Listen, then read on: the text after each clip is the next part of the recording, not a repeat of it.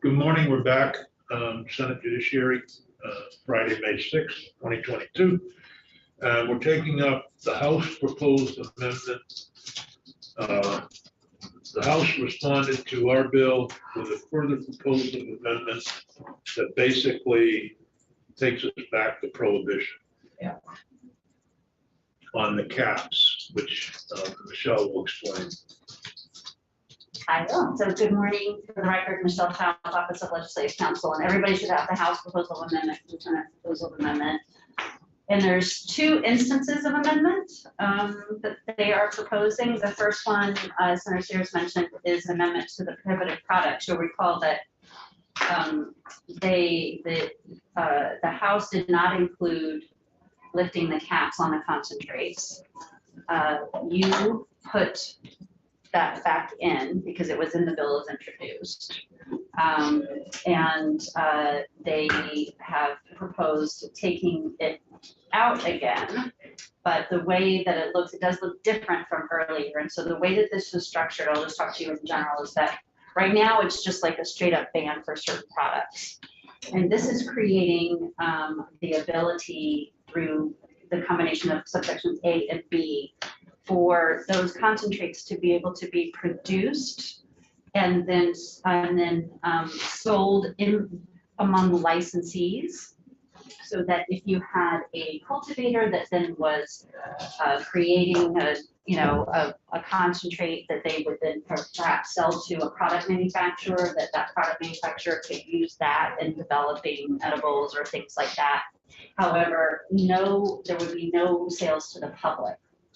So what I've done there is in subsection A of 868, you'll see the language in subdivisions 2 and 3 that's struck in the general overall ban, and you'll see new language on page 2 in subsection B is that solid liquid concentrates with greater than 60% THC can be produced and sold to another licensee, but shall not be sold to the public by a licensed retailer.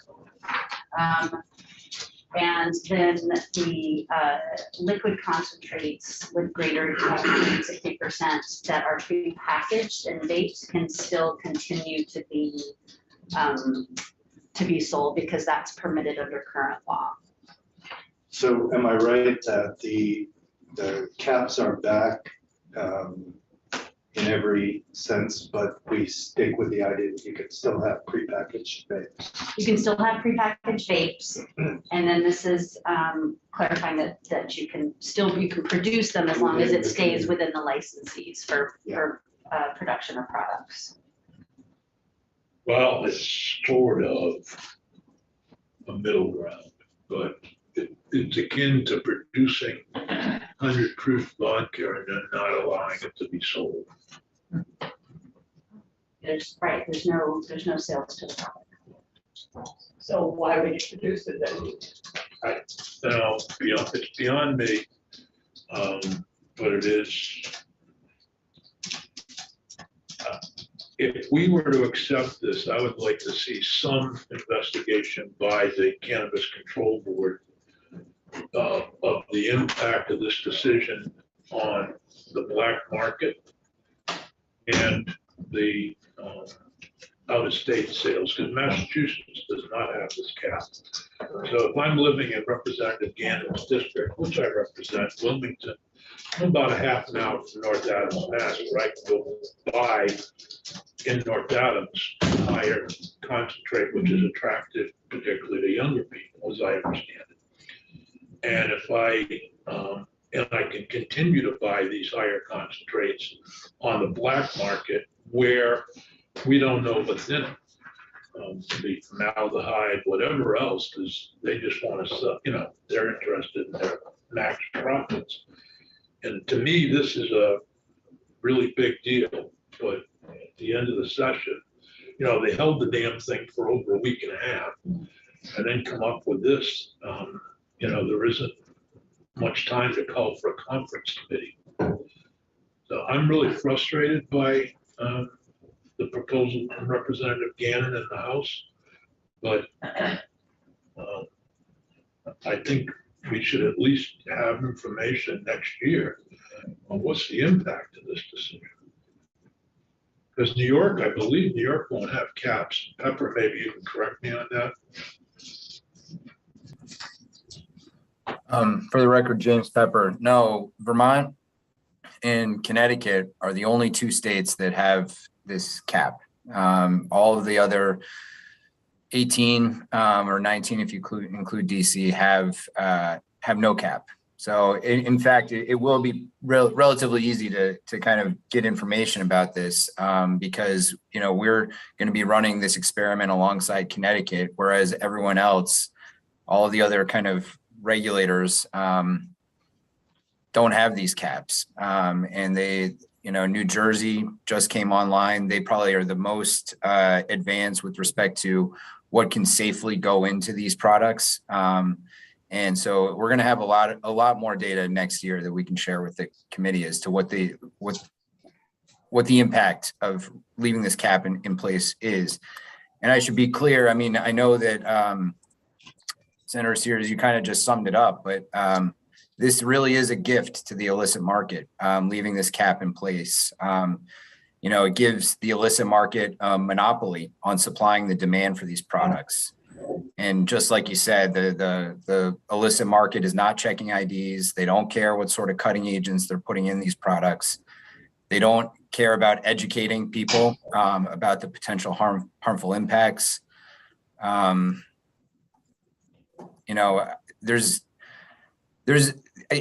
You know, I spent a lot of time working on this with House members. You know, we were in 3 different committees. I did some work outside of those committees.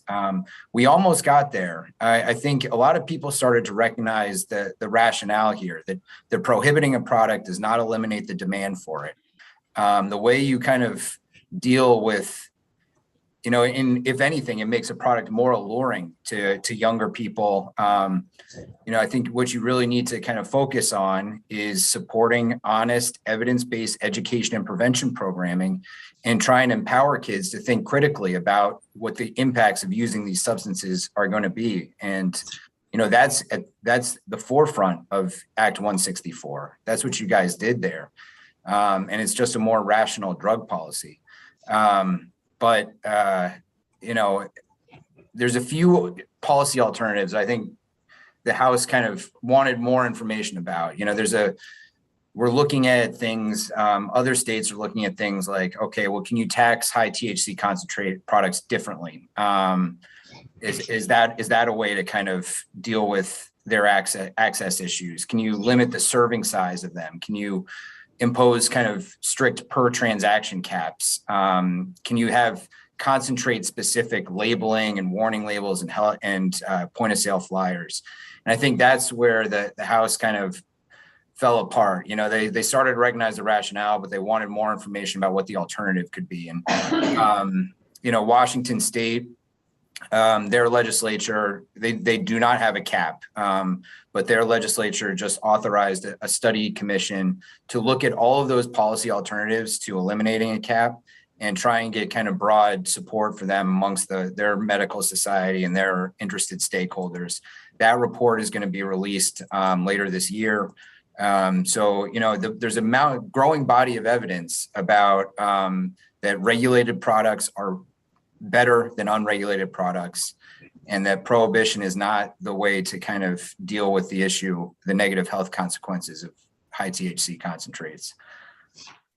But of course, you know, this bill, with or without the concentrates, does some very, very essential things, and I can walk through them if you'd like. I know you know all of them, but you know, I don't think that the Cannabis Board, through our advocacy on this issue, got through to the House, and certainly not the medical society, and I think probably not the administration either. So leaving this cap in place really does jeopardize the kind of 8 or 9 other things that this bill does.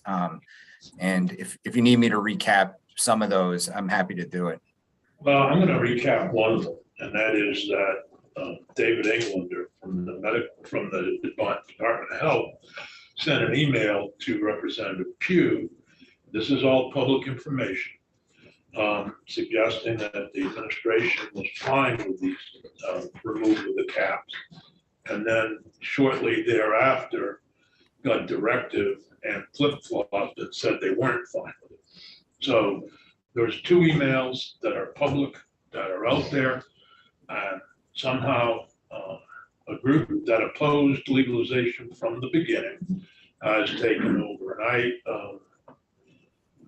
And Representative Gannon told someone that he was negotiating with the Senate. Well, I don't know who in the Senate he was negotiating with, because to the best of my knowledge, nobody ever got consulted on this. So he came up with this, or I should say the Government Operations Committee came up with this. The majority of the House voted for it yesterday or the day before. And this is what we've got. As Chair Pepper said, there are a number of important things in here that we need to change, not the least of which is the making clear the legislative intent on the integrated licenses. And I think we can concur with further proposed amendment. I don't know if there's something we can do here. So I know that you said it's too late to ask for conference committee. We are asking for a conference committee with one of the bills that came back from House Government Operations. And we, at the very least, if we can't come to it with something in the conference committee, we can always just accept their proposal. But I would say ask for a conference committee, and at the very least, at the end of the conference committee, if they won't give at all, just then is the time to acquiesce, but not now. Well, if we do that, then I'd like to have at least Michelle work with James Pepper on the report that I suggested from the Cannabis Control Commission on the impact of prohibition. What I'm concerned about, and I'll be very provincial about it, in Bennington County and the town of Wilmington, which Representative Gannon represents, you are less than half an hour from New York border and Vermont border. I mean, Massachusetts border. Neither of those states will have a cap. So we're continuing to invite people to go out of state to purchase the product. And obviously the black market, this is a gift to them. Yep. Because they'll continue to sell without regulation, without knowing what's in the product. And so I'm just really disappointed. We're 17 minutes from a dispensary Yeah, you are, yeah. in Greenfield. Yeah, in Greenfield, you're in the same boat.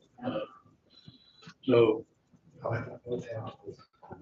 Greenfield has a grow facility, and I think they have a retail outlet, because I know people. yeah, North Adams, actually, thanks to Vermont, and the legislature being so slow on this, now has 2 retail outlets. Yeah. There's obviously, last I knew, around 25% of their sales were Vermonters.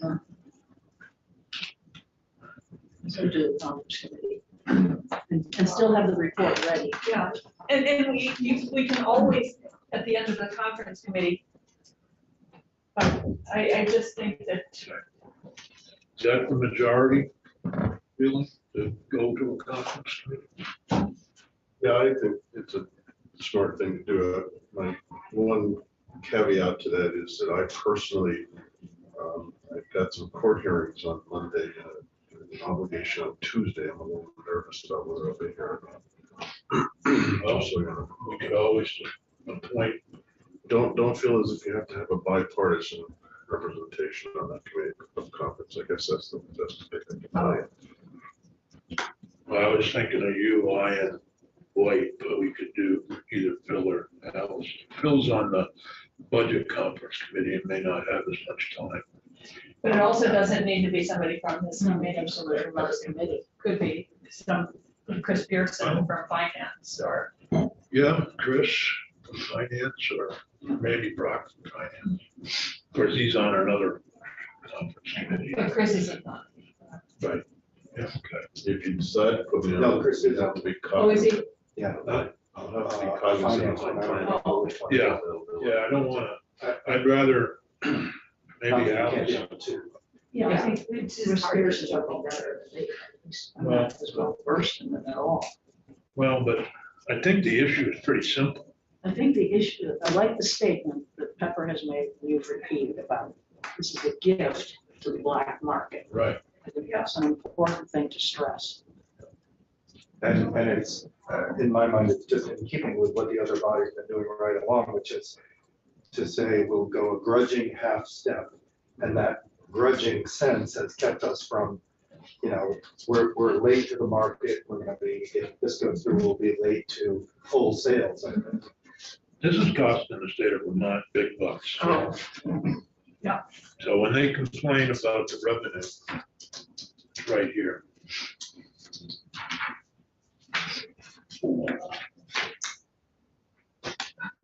Well, I would say that we are unanimous that we don't like this.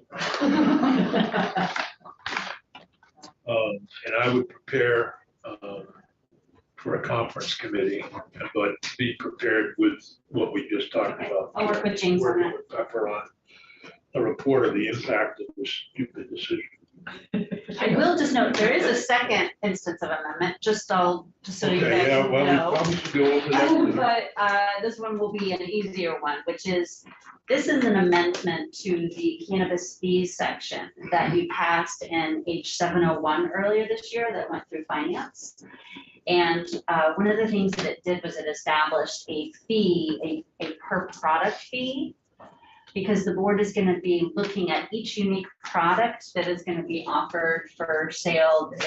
They're gonna be reviewing it, making sure that the testing's been done. They're gonna make sure that the labeling is correct, things like that.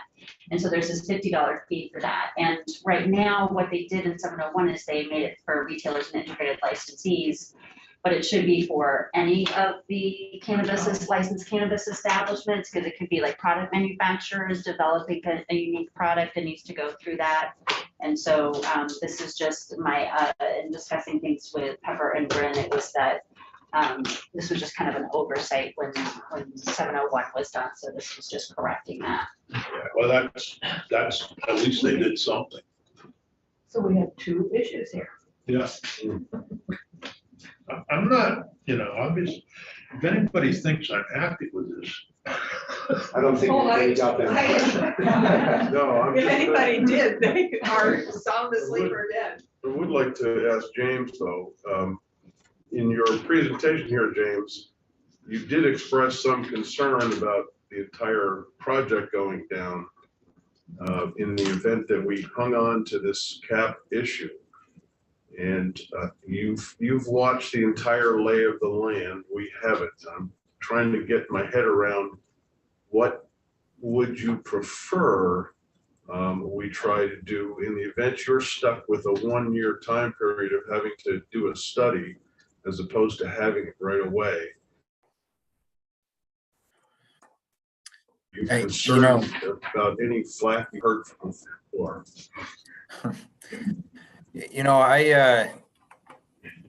I've been to the Substance Misuse Prevention Council. I check in weekly with the fifth floor. Dr. Levine was on our advisory committee, and it was our advisory committee that vetted these proposals. I know what the opposition is, and it's not rational. It's not, it's kind of, well, it kind of ignores the fact that these products are widely available currently, and that a regulated product, we can do better in the regulated market, but it just needs a lot of, education, and it needs to we just need to take time. It's the second half of a biennium. And of course, there's a lot of people that want adjournment. They want to do other things. We just couldn't kind of walk everyone through the rationale behind this. And I just, just one piece of this, allowing the Cannabis Board to regulate Delta 8 THC, which is the Section 2 of the bill. There is a report released last week that concentrated Delta 8 acetate, when vaporized, has the exact same effect as vaporizing vitamin E acetate, which led to 2,800 hospitalizations last year. It's totally unregulated right now. And so, again, this bill to me is pretty important. There's a lot in here, and I could go through the list, but the thought that it might be jeopardized by this issue, which essentially is the status quo. I know that it's not a compelling argument to kind of say, well, the rest of this bill is so important, let's not do the right thing on this. But that's the problem with the technical amendments bill, is that there's a lot of various things that are in here that are very important clarifications for the industry, also protect public health and public safety. So it's the unfortunate position that we're in. It feels like the cannabis board has to kind of hold its nose and say, yes, this bill should pass the way it is. But I know that's not an answer, but it's really just a very complicated set of circumstances. Thank you. I think the committee has decided to ask for a conference. When we go upstairs, I'm going to ask I think it's on the notice calendar. So we'll ask that rules be suspended, be taken up, and ask for a committee of conference. I haven't seen today's. I haven't either. Peggy, would you check on that and also check to see if 181, S181 is on the. Submit for 181 and 548. Yeah. Is there anything else on this bill? Because I do want to get to S140. We've already decided to, I believe we've already decided to raise the age while Michelle's here to concur with the House. That's my vote. That's Oh, Eric. that's Eric's vote.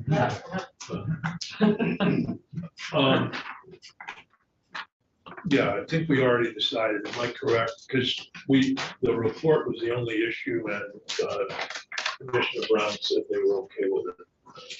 Yes, that's right. Okay, so because that's up today too, so we'll concur on that. That's an important bill, and I think it's overlooked in all the other stuff, but raise the age bill does so many important things. Besides delaying by a year the 19-year-olds.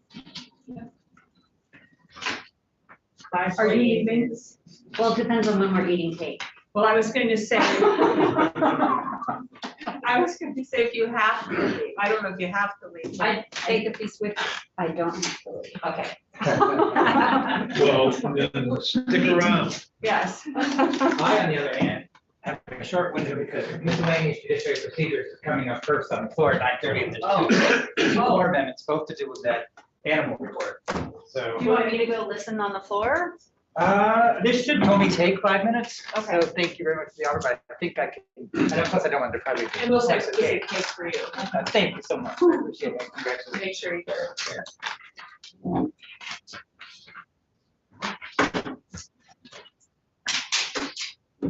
So, good morning, Eric Fitzpatrick with the Office of Legislative Counsel to walk committee through the changes to S140, which is the prohibition on civil arrest at courthouses. I think I mentioned the big picture on this a little bit the other day. You folks, everyone has the highlighted version in front of them by any chance? Yep. Yeah. So you'll highlight show changes. First thing is they added a legislative intent section having to do with basically trying to explicitly talk about the right of access to justice, the right of access to the courthouse, and the idea being to, provide all citizens with the right to free and unfettered access to justice. So some language about that is sort of to ensure that right is the reason for making the prohibition on civil courthouse arrests explicit in statute. So that's the reason for the intent language. You'll see section 2, this is the interesting one I mentioned the other day. So this is the law that's been on the books since 1791 or 1797. We're not entirely sure. The first subsection, actually, you'll see that's the one, you see that's existing law about the governor, the General Assembly, all those folks in those offices, that's under existing law, are privileged from arrest, that's line 9 to 11. during the necessary attendance on and going to and returning from the General Assembly. So that is actually the oldest piece of the statute. That was in the original, Michael Chernick tracked this down. It was in the 1791 version of the laws. And it's been tweaked, but it's been there ever since.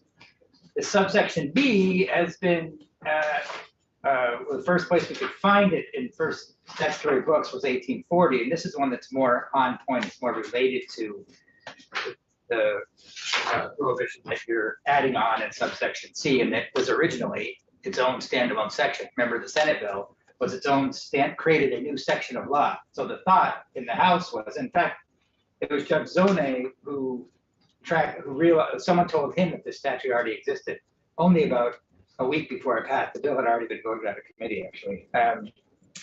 So no one knew about this, but once it was discovered that it existed, it made more sense to, because you look at the title of the existing statute on line 5, privilege from arrest.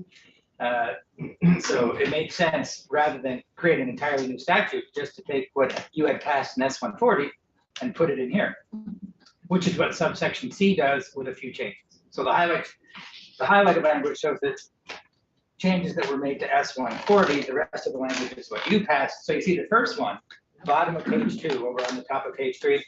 This was the issue I mentioned the other day, that the committee, Senate Judiciary, had discussed this issue rather, which is whether the privilege should be limited to the person who's, a witness or a party and their family or household member, or whether it should be just any person who's going to the court and has business at the court. So they went with the latter option and just said, rather than limiting it to family members or household members of a party or a witness, just say any person or a person shall not be subject to civil arrest while you're traveling to, entering, remaining at, or returning from the court proceeding. So that was their approach.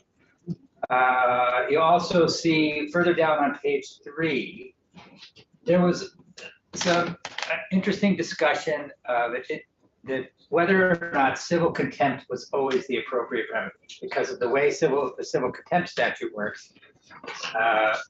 Sometimes it wouldn't, because the way civil contempt works is ordinarily it's to ensure compliance with a court order. So the court, for example, just give you an example, someone doesn't pay their Judicial Bureau fine. Well, they hold them in civil contempt until they pay it. And then once they pay it, the contempt order goes away. Cases have often used this phrase, the defendant holds the key to the jailhouse, because it's something that the defendant can do, pay your fine, comply with the order, whatever it is. But if you've already been arrested, it doesn't really fit quite squarely with that. So it could be that it would be a criminal contempt proceeding that would be more appropriate. And in fact, the other statutes, the New York statute and the Colorado statute, take this approach and just say contempt. Leave it up to the court to decide. Is there facts right for a civil one, or are the facts right for a criminal? So that was that change. There's another one. Oh, yes. Okay. So the next, so they added subdivisions E and F. E is just sort of kind of boilerplate language that you've seen before here. I think we even put it in the that justifiable homicide statute, if I remember correctly, just to make clear that nothing that you're passing here is going to limit or infringe any other rights or privileges or defenses that a person may have. Just to put that explicitly in statute, which is not uncommon. Subdivision F, you see that it references another section of this chapter that was pre-existing law. And what that section is, section 378, that says, and remember, this is talking about the privilege that's in existing law, the one for legislators and the other one for people going to court. That says, if you're going to raise that, you have to raise it at the time of the arrest. So you have to actually have articulated the defense right then. You can't know about it. Yes, you have to know about it and articulate it. And if you can't raise it later on in a motion to dismiss. So so there are a couple of Vermont Supreme Court cases that said when people tried to do that, they said, sorry, you can't do that. You have to have raised it back then. So this is saying, notwithstanding that, you don't have to do that here. This says, notwithstanding that, the protections and remedies afforded by this subsection, in other words, this S-140, Yeah, because the other way, the person gets arrested, they get taken to jail, then they call their lawyer, the lawyer says, oh, you're protected by this, but it's too late. Right, yeah. That's some kind of an odd, that's another statute that's been around for a long, long time. I'm not sure why they would have required someone to raise it right then, but.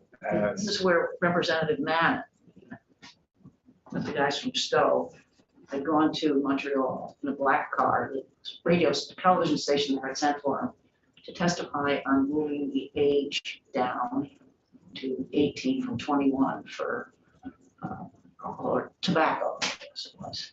And so coming back, the guy speaking, Matt, what's his name, had to get back here for a hearing, you know, regular stuff going on here. And he got stopped by the state police. He's in the back seat of the black car. He says to the driver, let me handle this. Takes out his legislative thing, just hand this to the trooper. Trooper takes it, you're on the way.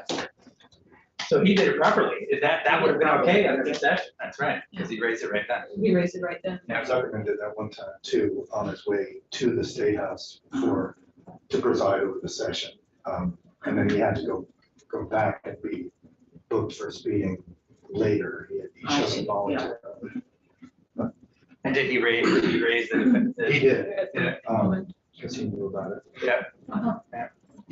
Well, these all look like great changes.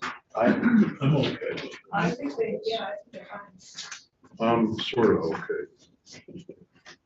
You effectively have taken out any responsibility of the individual, as I understand it, to be actually associated with the court proceeding. I understood the family relationship. I understood the good faith as a party juror, attorney, or witness, which are all people who are directly involved in a court proceeding. But here, you're just simply saying anybody who's traveling to a court proceeding, that could be a press reporter, that could be a member of the public who's just going to be in the audience. You know, I could hold my nose and say, okay, but I just want to be cognizant that we're actually. I think that's a good catch, and I think we should correct it. Yeah, just an FYI, they did talk about that exact issue, and It didn't, it's or a- it did? they did, and you know, it's a legitimate point, and they were balancing that versus you know, wanting to be protective of as many people as possible who might be bringing somebody to court or who might be you know, assisting the person to get there. But a legitimate point, they have to sort of weigh that back and forth. All of those things mean they are helping to make sure our judicial system gets its mission accomplished. That doesn't apply to somebody who is just simply on the road because they want to go and see what being in a courthouse is like. True. But let's take the press.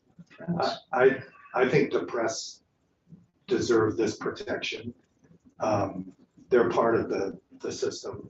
I'm not worried personally about, you know, a rash of people saying I was on my way to the courthouse just to be a random observer. I don't think we get that. But so I could vote to concur with this. I think we got bigger fish to fry, but Well, you're the reporter. I mean, it's a committee decision. No, I know, but you're the, Yeah. I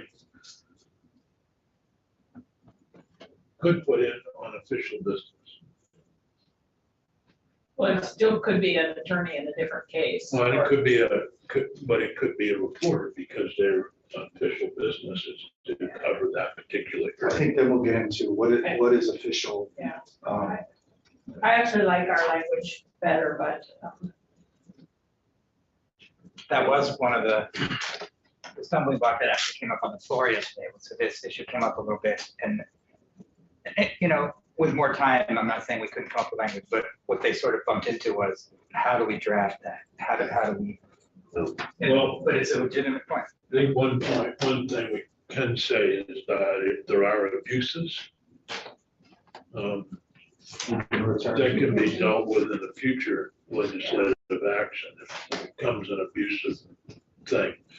You know, given that probably of the 180 legislators, I would guess only half of them before this bill knew of the part B over here in section 2.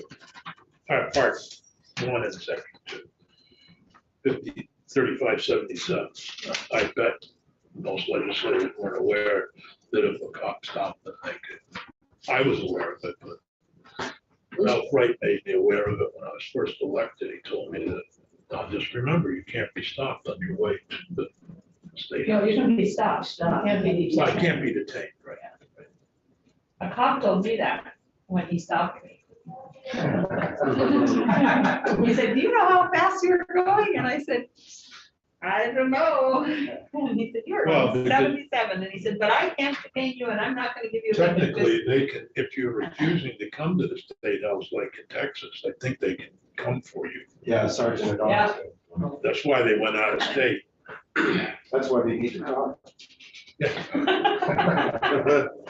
Sergeant at arms can anyhow, come and get you, uh, you're supposed to come to committee too. The only other piece I'd add, just because I'm remembering as we're talking about it, the other points that were raised Yeah. when this discussion was being Yeah. had yesterday and the day before, was that, remember, it only applies to civil arrest. So that gave people some comfort as well. In other Oh, words, yeah. you know, it's not, it doesn't prevent any criminal related arrests. It's Oh. civil arrest, which really doesn't happen very often. Okay. Did Roger leave? Yes. Okay, well, then, I won't, is it the unanimous position to concur? I don't know if it's unanimous, but I'll hold my nose. Okay, Peggy, can you please, You don't even Senator, have to, because you didn't ask them.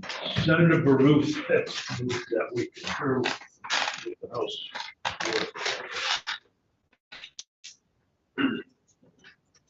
I will second if we need a second. Peggy, Senator Benning, Yes. Senator Ninja, Yes. Senator White. Yes. Senator Burris, yes. Senator Sears. yes, and Phil can report this and Yes. inform all the legislators and new legislators that they have a right to not be detained in the state.